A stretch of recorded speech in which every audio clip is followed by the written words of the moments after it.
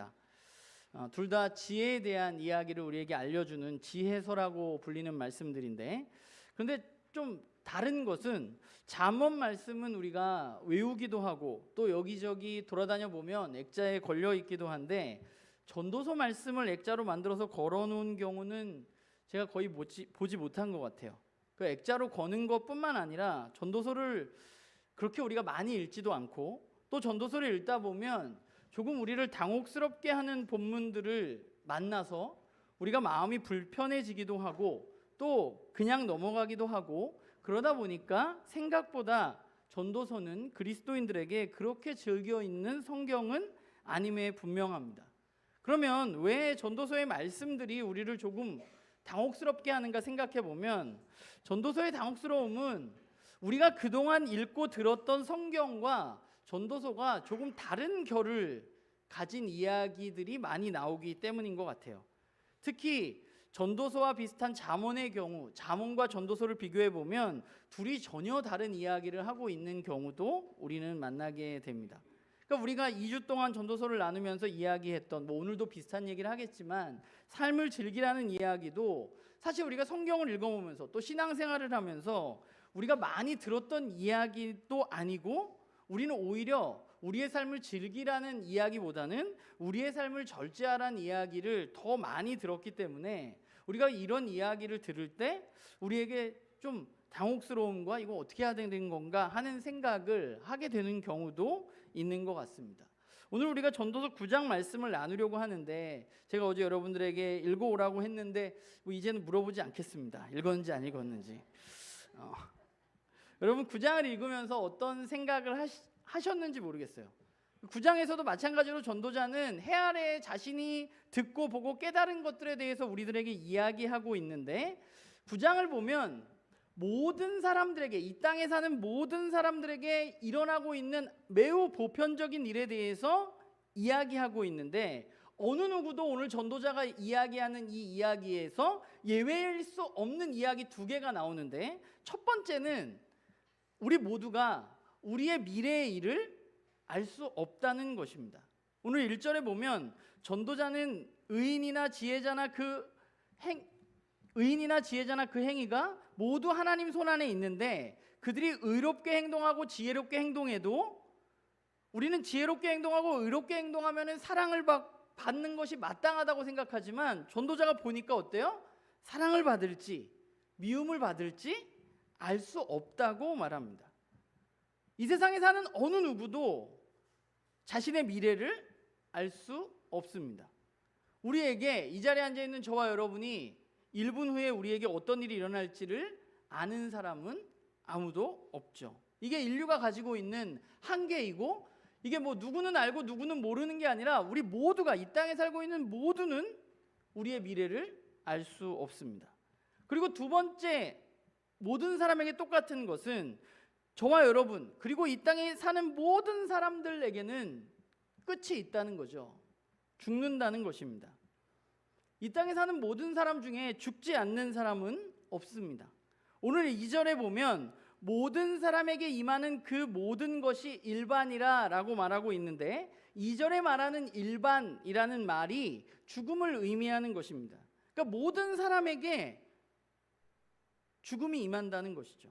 그러니까 이 세상 모든 사람들은 어느 누구라도 죽음에서 면제되어지는 사람은 아무도 없습니다. 착한 일을 해도 못된 일을 해도, 하나님을 믿어도 하나님을 믿지 않아도 이 땅에 사는 모든 사람은 죽는 것이죠. 그러니까 해 아래에 사는 모든 사람들, 이 땅에 사는 모든 사람들은 2가지, 우리 모두가 똑같이 확실하게 우리가 알고 있는 것이 있는데, 그 확실하게 알고 있는 게 뭐예요? 우리의 미래는 알지 못하고 우리는 언젠가 죽는다는 거죠. 그렇기 때문에 우리가 죽는데 미래를 알지 못하기 때문에 언제 죽는지 알 수 없는 것이죠. 그러니까 이런 한계를 가지고 있는데, 사람들은 이 한계를 굉장히 극복해 보려고 애를 쓰면서 살아가는 사람들이 있어요. 그래서 전 보는 사람들이 가장 많이 하는 게 뭐예요? 앞으로 일어날 일을 알고 싶은 거죠. 모르는데 자꾸 알고 싶어 하는 거예요. 우리가 하나님도 잘못 믿으면 마치 하나님이 내 미래의 일을 알려주시는 것처럼 생각하는 분들이 있는데, 하나님 여러분의 미래의 일을 여러분들에게 안타깝게도 알려주지 않습니다. 우리의 미래의 일은 알 수 없는 거예요. 그리고 우리는 언젠가 죽습니다. 그런데 이 확실한 두 가지를 가지고 있는 우리가 느끼는 큰 문제가 하나 있는데, 그 문제가 뭐냐면 이 미래에 대한 모름 그리고 죽음, 이것들 가운데 우리가 생각하게 되는 것은 뭐냐면 불공평함이에요. 그 왜 불공평하냐 하면, 우리는 일반적으로, 저와 여러분은 인과응보가 일어나는 것이 공평하다고 생각합니다. 1절과 3절에서 말하듯이 지혜롭고 의로운 사람은 사랑을 받고 칭찬을 받는 것이 우리가 보기에 공평하다고 생각합니다. 우리는 범죄자들보다 매우 이 땅 가운데 선을 행하는 사람이 더 건강하게 더 오래 사는 것이 공평하다고 생각합니다. 그게 우리의 일반적인 생각이죠. 그래서 우리는 우리가 가지고 있는 일반적인 생각, 착하게 사는 사람이 악을 행하는 사람보다 더 잘 되고 더 오래 살고 더 건강한 것이 우리가 보기에는 마땅하다고 생각하는 거예요. 그런데 우리가 살아가는 인생 가운데 그런 인과응보적인 생각들이 작동하지 못할 때, 너무 선하게 살고 너무 괜찮게 산 분인데 갑자기 사고를 당해서 죽음을 맞이하거나, 악하게 사는 사람인데 너무 그 악을 행함에도 불구하고 잘 먹고 잘 사는 모습을 봤을 때, 우리는 우리가 이 땅 가운데 살아가면서 그것이 매우 불공평하다고 생각하는 것이죠. 그리고 우리는 때로는 하나님 앞에 그 불공평에 대해서 항변하기도 합니다. 근데 전도자는 왜 이런 일이 일어나는지에 대해서 사실 우리에게 이야기하고 있지는 않습니다. 그냥 전도자가 이야기하는 것은 자기가 아무리 세상을 살펴봐도 왜 이런 일이 일어나는지 전도자도 알지 못해요. 그런데 그가 느낀 한 가지는 뭐냐면, 이 모든 것이 지혜롭고 의로운 사람이 사랑을 받을지 미움을 받을지 나는 알지 못하는데, 인간인 우리는 알지 못하는데, 사실 그 모든 것이 하나님 손에 달려 있다는 것만 전도자는 이야기하고 있는 것이죠.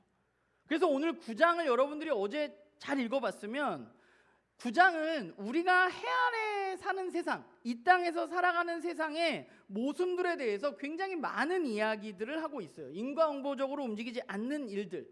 11절, 12절도 그렇죠. 11절, 12절을 한번 볼까요? 내가 해 아래에서 다시 보니, 그러니까 이 땅을 다시 보니까 달리기를 빨리 하는 사람이 먼저 들어가는 게 맞잖아요.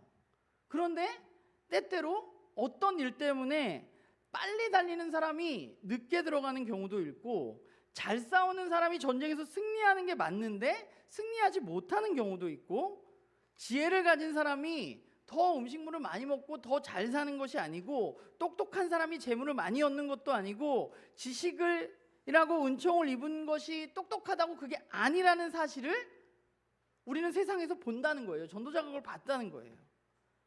물고기가 그물에 걸리고 새들이 올무에 걸리듯이 우리의 인생도 잘 살펴보니까, 어떤, 지난주에도 얘기했지만 공식에 의해서 뭔가 짝짝짝짝 진행되어지는 게 아니라 알 수 없는 일들, 그리고 그 알 수 없는 일들 가운데 우리는 불공평함을 느낀다는 거죠.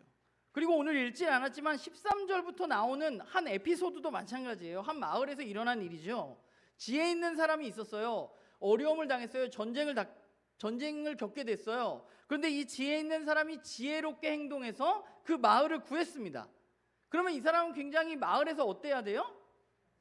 인정을 받아야 되죠. 그런데 인정을 못 받았어요. 왜 인정을 못 받았어요? 안 읽어왔기 때문에 모르는 거죠. 왜 인정을 못 받았냐? 가난하기 때문에 인정을 못 받았어요. 힘과 권력이 있는 사람이라면, 지혜를 발휘하면 인정을 받았을 텐데, 그 사람이 가난했기 때문에 그 사람의 지혜롭게 그 마을을 구했지만, 사람들은 그 지혜로운 가난한 사람을 기억하지 못하고 잊혀져 갔다고 말하고 있는 거죠. 이게 우리가 살아가는 세상의 모순입니다. 우리가 살아가는 세상의 모습이에요.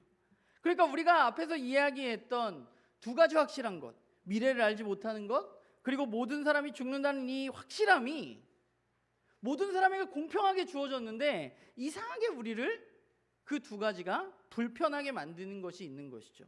왜냐하면 인과응보가 통하지 않는 때가 분명히 있기 때문에 그렇습니다. 어떻게 보면 우리가 생각하기에 이 세상은 그래서 불공평한 것인지도 몰라요. 근본적으로. 그렇다면 이러한 인과응보가 통하지 않는, 착한 사람이 복을 받는 것이 반드시 이루어지지 않는 이런 불공정해 보이는 세상 속에서 그럼 전도자는 우리에게 무엇을 이야기하고 있을까? 사실 전도자의 이야기가 우리가 이야기하는, 성경이 말하는 일반적인 이야기와 좀 다른 결이 여기에 있는 것 같아요. 우리는 불공정하지 않은 세상에서 성경을 읽으면 성경이 뭐라고 얘기할 것 같아요? 그럼에도 불구하고 네가 공정함을 추구하고 네가 그것을 이루려고 애쓰라고 이야기할 것 같아요. 저는 성경이 하나님이 그것을 원하시니까. 물론 그런 이야기를 성경이 합니다. 그런데 전도자는 우리에게 그런 이야기를 하지 않아요. 전도자가 이야기하는 건 뭐냐 하면, 전도자는 우리가 미래에 대해서 알 수 없고 우리가 반드시 죽을 것이라면 하나님이 저와 여러분에게 주신 오늘의 생명, 오늘의 삶을 우리는 기억해야만 한다는 거예요. 하나님 우리에게 오늘 삶을 허락하셨다는 것, 내가 오늘 살아있는 것이 하나님의 은혜라는 것, 하나님이 오늘 나에게 이 시간을 선물로 주셨다는 사실을 우리는 기억해야만 돼요. 그러니까 일반적으로 왜 이런 불공정한 세상이 이런 일들이 일어나는 거야? 왜 우리는 미래를 알 수 없어? 왜 미래가 우리가 생각하는 대로 되지 않아? 착한 사람의 복을 더 많이 받는 게 맞지 않아? 라는 질문에 우리가 집중하기보다는 전도자는 뭐라고 말하고 있느냐 하면, 미래는 알 수 없지만 오늘 너에게, 오늘 이 자리에 있는 우리 모두에게 똑같은 시간과 생명이 주어지지 않았느냐, 너희들이 그것에 좀 집중할 필요가 있지 않냐고 말하고 있는 것이죠. 또 하나, 저와 여러분 모두는 언젠가는 죽을 겁니다. 그런데 우리는 언제 죽을지 알지 못하지만 우리 모두 죽을 거예요.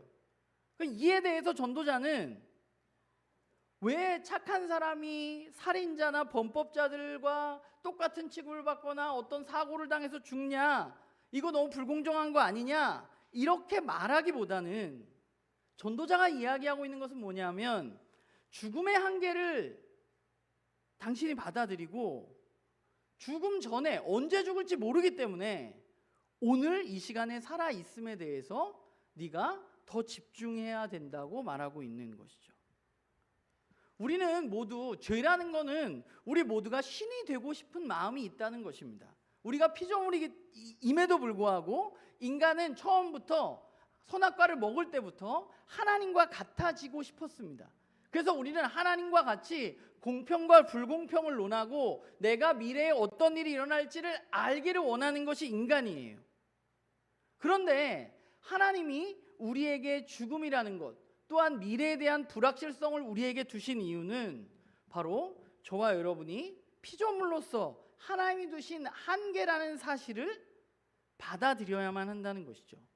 우리가 그것을 받아들일 때 내가 언제 어떻게 될지 알지 못하지만 그 한계 안에서 하나님이 저와 여러분에게 주신 오늘의 생명에 집중하고 감사하고 그 오늘을 선물로 여기고 살아갈 수 있게 되는 것입니다. 이게 오늘 본문에서 지혜자가, 전도자가 깨닫고 우리에게 이야기하고 있는 바입니다. 저와 여러분에게 주어진 오늘의 생명은 하나님이, 우리가 뭐가 되게 잘나가지고 오늘 살아있는 게 아니라 하나님이 저와 여러분에게 오늘 허락하신 선물이라는 사실을 우리가 받아들여야만 돼요. 이 선물을 내가 받아들이고 누리지 못하면서 내 미래에 어떤 일이 일어날까 걱정하고 내가 언제 죽을까 걱정하는 것은 지혜자가 보기에는 지혜롭지 못한 거예요. 어차피 우리는 몰라요. 언제 죽을지 모르고 어차피 죽어요. 그런데 우리는 늘 근심 걱정이, 내가 언제 죽을까, 내가 미래에 어떻게 될까, 우리는 그 근심 걱정을 하고 살지만 전도자는 그 근심 걱정 어차피 해도 모르니까 네가 할 일은 오늘 하나님이 주신 오늘의 생명을 네가 잘 누리라고 말하고 있는 것이죠. 선물은 누군가에 의해서 주어지는 것입니다. 선물을 준 사람은 그 선물을 받은 사람이 그 선물의 목적에 잘 맞게 누리기를 원하는 것이죠. 선물이 준 사람이 언제 기뻐요? 선물을 받은 사람이 그 선물을 매우 잘 활용하고 있을 때 기쁜 것이죠. 제가 주희에게 아이패드를 사줬어요. 아이패드를 사줬으면 주희가 그 아이패드를 선물로 줬으면 그 아이패드를 잘 누릴 때 제가 기쁜 거지, 사줬는데 매일 책상 위에 있는 모습 그대로 있거나 아이패드로 못을 박는다거나 이런 일을 하면 제가 기쁘진 않겠죠. 아이패드가 가진 목적을 잘 사용할 때 선물을 준 사람은 기쁜 거예요. 하나님도 마찬가지예요. 하나님이 저와 여러분에게 오늘이라는 시간, 우리에게 생명을 주셨는데 우리가 하나님이 주신 것들을 잘 누리지 못할 때 하나님 기뻐할 수 없는 것이죠. 하나님 기뻐할 때는 언제예요? 하나님이 주신 오늘이라는 선물을 우리가 잘 누릴 때 하나님은 기뻐하는 것입니다. 오늘 7절 하반절에 보면 이런 말이 나와요. 하나님이 내가 하는 일들을 벌써 기쁘게 받으셨음이라 라고 말합니다. 이 말은 하나님은 여러분의 즐거움을 하나님 자신의 즐거움으로 이미 받아들이고 있다는 거예요. 우리가 그것을 잘 해나갈 때, 오늘이라는 삶을 우리가 잘 살아나갈 때 하나님 그 일을 통해서 매우 매우 기뻐하신다는 거예요. 그리고 하나님 그것을 우리에게 주셨고 우리가 그것을 잘 누리라고 우리에게 말씀하고 계신 것이죠. 특히 오늘 우리가 읽은 본문을 보면 오늘 7절은 시작이 뭐예요? 7절의 시작이 뭐예요? 너희는 가서 라고 말합니다. 이게 원래 7절에 나오는 게 명령문이거든요. 가서, 가라, 뭐 해라 이렇게 되어 있는데 사실 전도서를 잘 읽어보면 우리가 지난주까지 나눴던 말씀 9장 앞부분의 이야기를 보면 전도자가 이렇게 명령형으로 이야기하는 경우가 별로 없어요. 전도자는 뭐라고 이야기하냐면 뭐뭐 하는 게 뭐뭐보다 좋다라고 말해요, 주로. 그런데 오늘 본문에서는 그동안 앞에서 이야기했던 방식이 아니라 아주 노골적으로 너는 가서 너에게 주어진 삶을 즐기라고 명령하고 있다는 것을 우리는 보게 됩니다.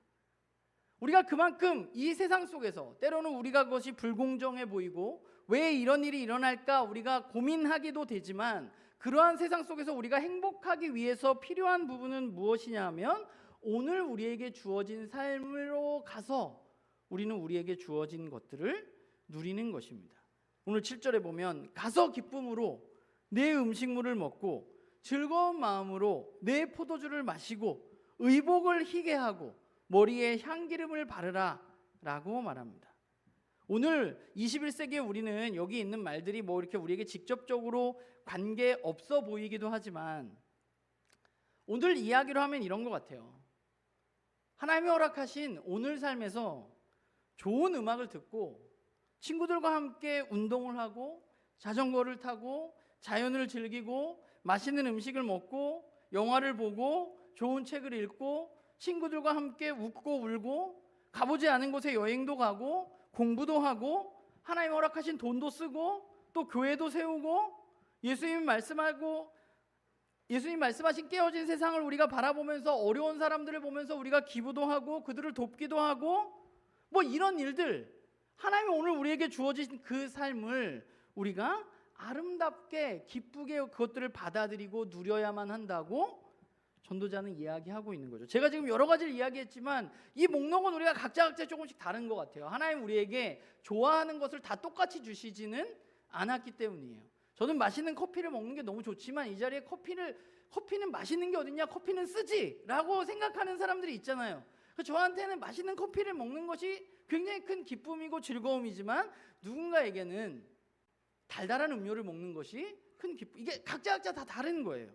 저는 여러분들의 삶 속에서 여러분들이 하나님 주신 것들, 하나님이 여러분들에게 주신 어떤 기질, 또 여러분들이 좋아하는 것들, 하나님이 여러분들에게 허락하신 것들에 여러분들이 하나하나 채워가면서 여러분들이 하나님이 여러분들에게 허락하신 오늘의 삶을 전 나눔교 식구들이 좀 누리면서 살아가기를 간절히 바랍니다. 그리고 거기에 또 한 가지가 있는데 그게 뭐냐 하면 바로 여러분들에게 하나님이 주신 사랑하는 사람들입니다. 오늘 9절에 보면 뭐라고 말해요? 내가 사랑하는 아내와 함께 즐겁게 살라라고 말합니다. 아내가 없는 사람들도 있잖아요. 결혼 안 했거나 뭐 여러 가지 일들 때문에. 하나님이 여기서 이야기하고 전도자가 이야기하고 있는 것은 하나님이 우리에게 주신 사랑하는 사람들, 내가 정말 사랑하겠다고 결단하고 사랑하는 사람들과 함께 즐거워하라는 거예요. 혼자 하지 말고 함께 내 옆에 있는 지체들과 함께 즐거워하라고 전도자는 이야기하고 있는 것입니다. 그러니까 많은 사람들이 좀 나이가 들어가면 후회가 남아서 그 뒤돌아보면서 그런 얘기를 많이 하는 것 같아요. 아, 내가 그때 그걸 했었어야 되는데, 이런 말들을 많이 하게 되는데, 저는 우리가 그리스도인이라면 오늘 하나님이 우리에게 주신 오늘 우리의 삶 가운데 저는 우리가 될 수 있으면 후회가 남지 않는 인생을 살아가는 것, 하나님이 나에게 주신 사랑하는 사람들을 마음껏 사랑하고, 하나님이 나에게 주신 사람들, 사랑하는 사람들과 마음껏 즐기고, 그 사람들과 하나님이 주신 것들을 최대한 즐기고 기쁘게 누리는 것이 우리가 하나님이 우리에게 허락하신 그 오늘이라는 선물을 잘 활용하면서 하나님 기뻐하시는 삶을 살아가는 것이겠죠. 그런데 우리가 이런 이야기를 제가 여기서 하면, 제가 3주째 비슷한 이야기를 하잖아요. 여러분의 삶을 즐기십시오 라고 이야기하면 내심 그렇지, 이런 기쁨도 있지만 또 한 가지 우리 안에 드는 아주 불편한 마음들이 있는데, 그게 뭐냐 하면, 내가 그리스도인으로 근데 이게 되는 건가? 내가 이렇게 사는 게 맞는 건가? 예수님이 무엇을 입을까 무엇을 먹을까 걱정하지 말라고 하셨는데 내가 괜찮은 건가? 하는 생각이 우리 마음 가운데 드는 분들이 있을지도 모르겠어요. 예수님의 십자가의 은혜로 내가 하나님의 자녀가 되고 하나님을 위해서 내가 살아고 십자가를 짊어지고 내가 걸어가야 되는데, 내가 이렇게 잘 즐기고 살아가는 게, 이게 나만을 위해서 살아가는 게 이게 괜찮은 건가? 하는 고민을 하는 분들이 있을 수도 있는 것 같아요. 제가 보면 이런 생각을 되게 많이 한 사람들 중에 한 사람이 목사님들이에요. 목사님들 중에, 저는 안 그럽니다. 저는 너무 놀아서 문제지만, 목사님들 중에 굉장히 어떤 절제, 어떤 하나님의 일, 나에게 맡겨진 사역, 이게 전부인 것처럼 살아가는 분들이 있어요. 마치 인생에 그거밖에 없어. 내 교회에서 사역하는 거, 내 가정은 그냥 내 가정이 사역을 위해서 존재하고, 이런 분들이 굉장히 많아요. 그리고 절제하기 위해서 내가 일부러 막 가난하게 살려고 애쓰고, 물론 그것도 좋은 가치일 수 있지만 하나님이 오늘 우리에게 주신 선물이라는 관점에서 그것이 과연 옳은 것인가에 대해서 우리는 고민해 봐야 되는 것이죠. 우리가 그리스도인으로 살아가면서 그렇게 생각하면서 살아가는 분들이 많아요. 좀 더 뭔가 가난하고 하나님 주신 것들을 내가 절제하고, 이런 욕망들을 절제하고 이러면서 살아가는 분들이 많은데, 아까도 얘기했지만 하나님이 주신 선물을 우리는 잘 누리는 게 우리 가운데 필요합니다. 저는 이 두 가지가, 우리가 우리의 오늘의 일상을 즐기는 것, 그리고 하나님의 자녀로서 하나님을 섬기면서 살아가는 것, 이 두 가지가 저는 충분히 함께 가는 것이라고 생각합니다. 그런데 여기에는 한 가지 조건이 있습니다. 우리가 이 두 개를 같이 가기 위해서, 그것은 무엇인가 하면, 하나님이 우리에게 즐기라고 주신 것들, 하나님 만드신 것들이 하나님처럼 되어져서는 안 됩니다. 하나님이 만드신 것을 우리가 예배하거나 숭배의 대상이 되어서는 안 되는 거예요.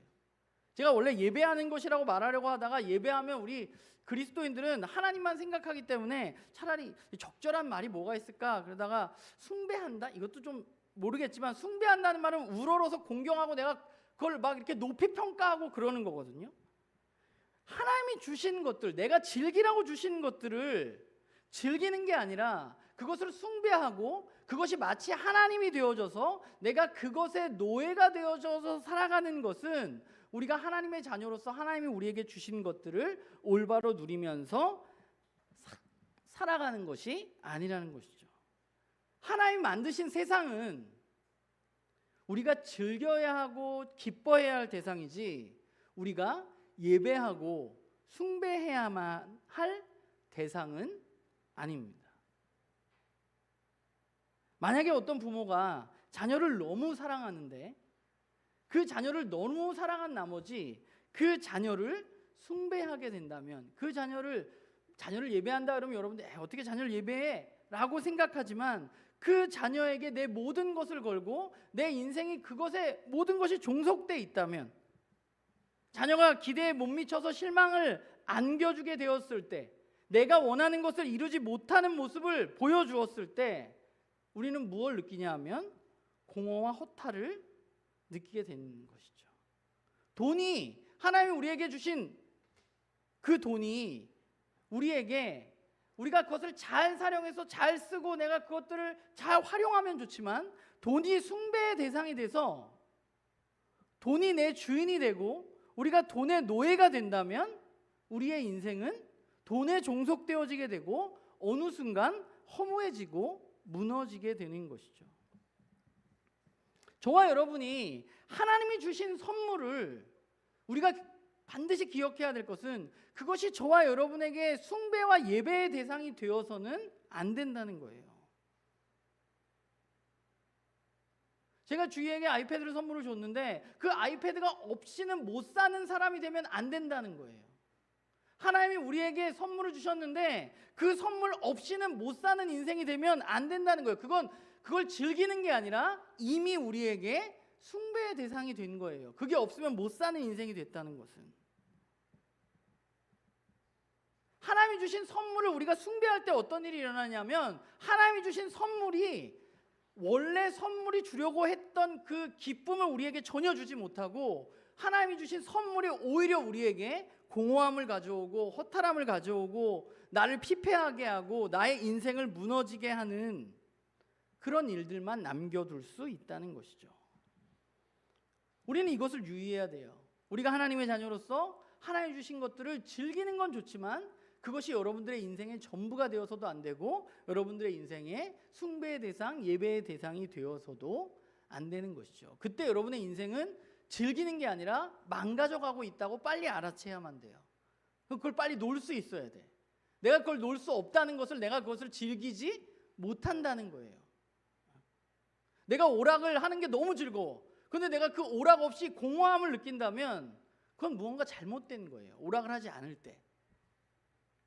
우리는 이것들에 대해서 생각해야만 하는 것이에요. 우리가 하나님의 자녀로서 기쁨을 누리기 위해서는 반드시 이것을 기억해야만 하는 것입니다. 여러분, 오늘 9장에 나온 이미지들, 7절, 8절에 나온 이미지들을 보면 뭐가 나와요?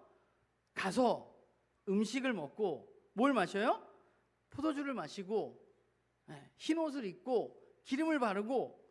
여러분, 혹시 이 9장 7절 8절에 나오는 이런 이미지들이 여러분들 머릿속에 내가 이거 성경에서 어디에서 본 것 같은데 하는 그런 구절들이 있나요? 이런 것들이 어디서 나왔었나?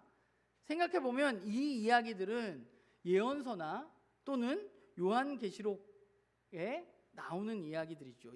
예를 들어서 아주 단적으로 이사야 25장에 보면 골수가 가득한 기름진 것과 오래 저장하였던 맑은 포도주로 너희들이 연회를 즐겨라 하면서 다시 주님의 그날을 기다리면서 생각했던 이미지들이 바로 이런 거예요. 흰옷, 음식, 기름, 이런 것들이에요. 그래서 우리가 요한계시록을 보아도 우리가 어린 양의 그 성대한 혼인잔치에 우리가 참여하게 될 때 거기 나타나는 것들이 뭐예요? 결혼의 이미지, 음식, 흰옷, 이런 이미지들이 우리 가운데 있는 것이죠. 우리가 그리스도인으로서 하나님이 우리에게 주신 선물인 오늘을 우리가 즐기기 위해 살아가는 것은 매우 중요합니다. 우리는 그리스도를 알지 못하는 사람들과는 매우 다르다는 사실을 우리는 기억해야 돼요. 하나님을 알지 못하는 사람들은 마찬가지로 먹고 마시고 즐거워할 수 있습니다. 그런데 그들이 그것을 즐거워하는 이유는 뭐예요? 그것들이 죽기 전에 내가 해야 할 전부처럼 여기서 내가 더 즐겨야 돼 라고 생각하기 때문에 그것을 즐기면서 욕망하고 때로는 허무해지기도 하는 것이죠. 그러나 예수 그리스도를 알고 믿는 우리가 먹고 마시는 것을 중요하게 생각하는 이유는 그것이 우리가 언젠간 기대하는 완성될 하나님이 다스리는 그 완전한 나라, 그 진짜 나라에서 우리가 해야 할 일들과 매우 비슷하기 때문입니다. 주님의 나라에서 우리가 누릴 것들을 주님은 오늘 우리에게 주셔서 우리가 그것들을 잘 누리면서 살아갈 수 있도록 돕고 계신 것이죠.